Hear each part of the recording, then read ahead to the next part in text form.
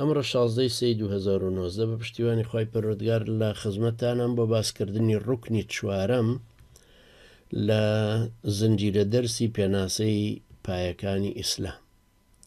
دوایەوە کە باسمان لە شایەتمان کرد بە دوو دەرس ئەجا نوێژ و زەکات و ئەمەش چوارەمەکە باس لە حەجەکەین پاشان ڕۆژومانەمێنێ ئەگەر زیندوماین بۆ هەفتەی داهات و ئینشاءڵ.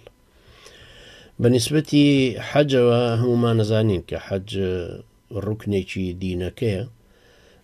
خی گەورە فەرمێ وەلیلله علی الناس حج البەیت من استطاع إليه سبیلا. حەجی ماڵی خوا لەسەر هەموو کەسێک فەرزە کە توانای چوون و ئەدای هەبێ، توانای چوونەکەی هەبێ مەسروفی خۆی ئەو شتانە و لە ڕووی جەستەییشەوە بتوانێت وە لەوێش بتوانێت ئەدایکە. لە پێغەمبەری خوا صلی الله عليه وسلم پرسیار کرا أي العمل أفضل؟ فقال إيمان بالله ورسوله. قيل ثم ماذا؟ قال الجهاد في سبيل الله. قيل ثم ماذا؟ قال حج مبرور. لرتبة السيامة باسي كردو، طبعا ما حديثي بخارية أفرمي تشكر دويق لها مشتاق شاكتر أواي تشكر لبرسياري كلا بيغمري خوا عليه الصلاة والسلام. فرمي باور هنان بخوا بيغمركي صلى الله عليه وسلم، يعني شايت مان بيني عرزان كر باشان شي. فرمي جهاد لبناي خواد. عرزان كر باشان شي. فرمي حجي چي باكو سر راستان.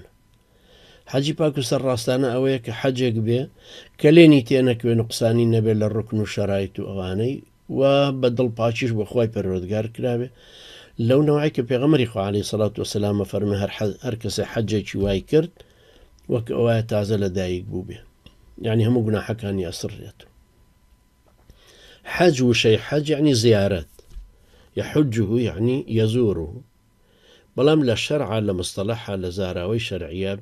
زيارة مالي خوايا كعبة كلا مكية العربستاني سعودي، طبعا عادة النالين السعودية تشكو مملكته هي آل سعود نية تاكو بيبوت العربستاني سعودي ولا مالين عربستان أروكو لا فارسي شواء أو تريو بعاملين أفغانستان وكردستان وعربستان ستان، يعني شويني عرب شويني أفغان شويني كرد.